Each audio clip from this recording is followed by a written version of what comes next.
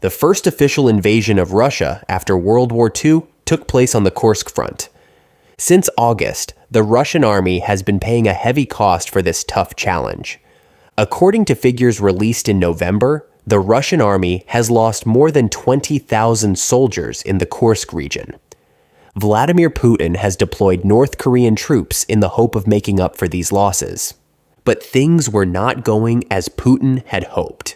North Korean troops have had their share of Ukrainian attacks. In this context, the combined Ukrainian offensive that took place the other day virtually wiped the North Koreans off the front line. So how did this attack take place? FPV drone pilots from the 414th Unmanned Attack Aviation Systems Regiment, Mahura Brigade, 95th Air Assault Brigade, 36th Separate Marine Brigade, 1st Tank Brigade, and 17th Tank Brigade conducted a joint offensive operation. The operation took place southeast of the village of Kremyanoye, Koronevsky District. The North Korean troops were outnumbered, which made it clear that they were not Russian soldiers. Russian troops usually move in smaller formations and stay close to tree lines to reduce their chances of being hit by Ukrainian firepower. The North Korean troops, on the other hand, were moving in the open. They wanted to show that they were not afraid of the Ukrainian guns right above them. But Ukrainian weapons proved that this fearlessness was misplaced. Footage of the attack was released to the press. The footage shows convoys of North Korean soldiers on foot being attacked with cluster artillery and ammunition. North Koreans were defeated using FPV drones. At least 30 North Korean soldiers were eliminated in the attack, while many others were wounded. In addition, according to Ukrainian intelligence assessments, at least 3 North Korean soldiers disappeared near the village of Kurilovka. Due to these losses, it was necessary to reinforce the assault groups with new personnel from the 94th Separate Brigade of the North Korean Army to continue combat operations in the Kursk region.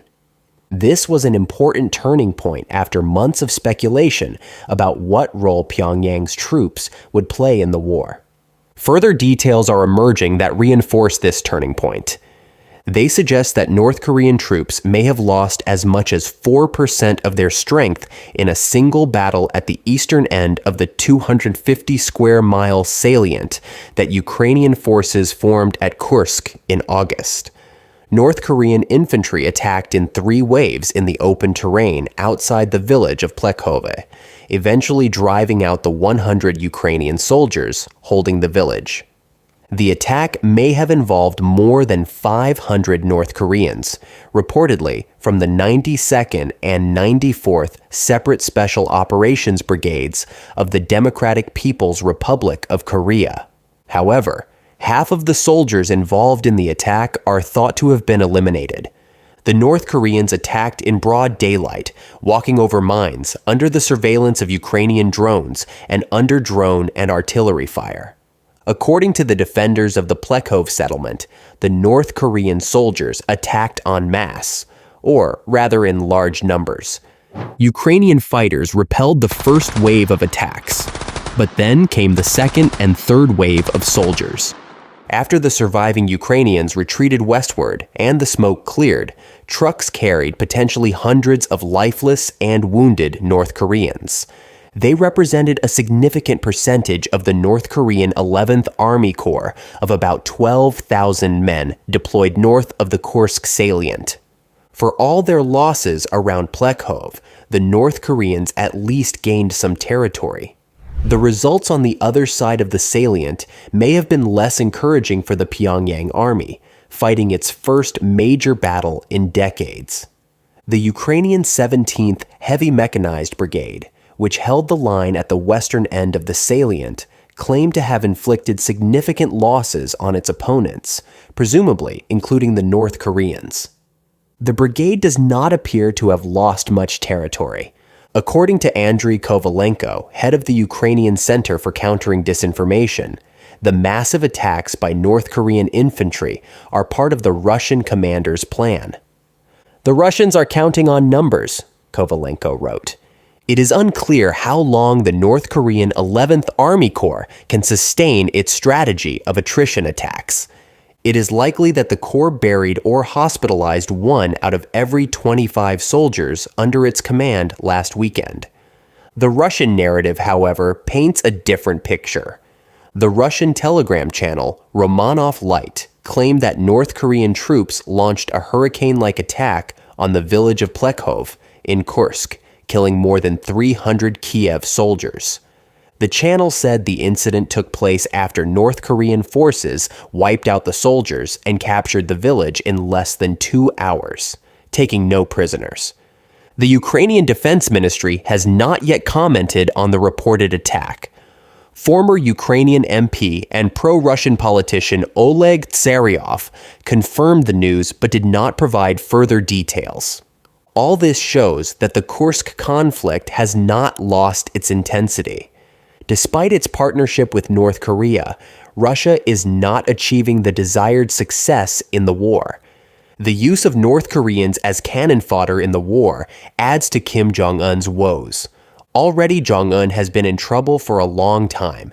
His ruthless and arbitrary behavior has offended even many of his elites, placing a heavy burden on their already difficult lives as they face inadequate food, medical care, energy supplies, and consumer goods. The videos, books, and pictures that North Koreans have obtained of life in South Korea have left them wondering why their fellow Koreans are living a better life than they are. Although Kim has carefully tried to prevent such outside information from leaking into the North, some leaks inevitably occur. The resulting vision makes the Kim regime look like a failure. Even Kim himself has admitted this.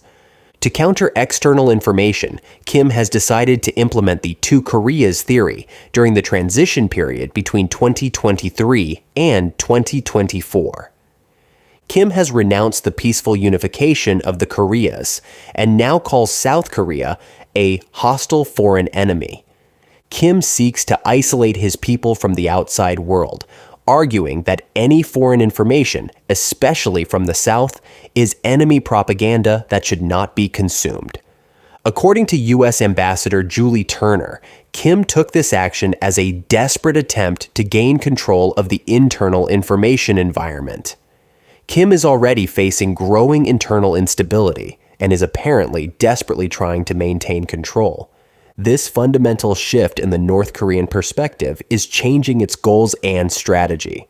Kim has taken a series of actions that he hopes will counter growing internal instability, but in doing so, he is taking some serious risks. What is Kim afraid of? In recent years, it has become very clear that Kim Jong-un is very afraid of outside information leaking into North Korea. At one point, Kim suggested that K-pop was a malignant cancer that was corrupting the clothes, hairstyles, speech, behavior of young North Koreans. Kim worries that South Korean culture is turning the younger generation in the North against his regime. Indeed, North Korean media have said that if K-pop is not controlled, North Korea will collapse like a wet wall. There is nothing more frightening for Kim Jong-un. Information from South Korea shows that the Korean people have a much better lifestyle than even the miserable conditions in which most of the North Korean elite live. To counter this information, the Kim regime has imposed extremely severe penalties for importing information from outside, and also for possessing and being exposed to this information. Indeed, even peaceful unification could endanger the North Korean regime.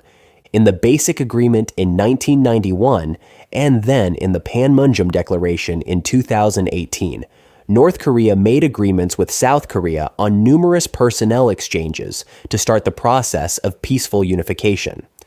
But on both occasions, North Korea backed away from them. The Kim family had to impose severe monitoring and restrictions on the activities of North Koreans visiting South Korea. Otherwise, a degree of ideological contamination could develop that could be worse than listening to K-pop or watching videos of it.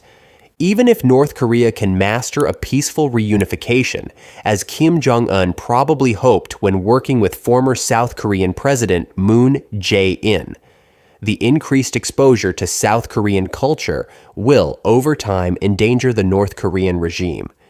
Kim Jong-un would not want to send his army into South Korea for fear of outside information. North Korean soldiers would be immersed in South Korean culture while trying to defeat South Korean defenses. Individual soldiers would be exposed to serious ideological contamination that could seriously jeopardize Kim's regime, even if his army somehow conquered the South. Thus, even though Kim's grandfather invaded South Korea in 1950 with the aim of unifying Korea, it is likely that Kim felt that conquering the South was too risky for his regime. Indeed, by rejecting even peaceful unification, Kim downplayed North Korean hopes that conquest could lead to a viable, prosperous, and unified Korea under North Korean control. This does not mean that Kim rejected the invasion altogether. Kim is constantly stoking fears that South Korea and the United States will invade North Korea. This is something that would not be in the interest of either country. Yet he wants his military to be ready to subjugate the entire territory of South Korea by mobilizing all physical means and forces, including nuclear forces. If at some point in the future, Kim senses that his army is preparing to rebel against him, he will no doubt want to have a backup plan to prevent it from attacking his own regime by sending his army into South Korea. This would be a truly desperate move for Kim, especially since U.S. commanders in Korea have often argued that they can repel a conventional attack by North Korea. In such an extreme situation, it seems likely that Kim would use nuclear weapons to suppress significant elements of South Korean and U.S. military power on the peninsula.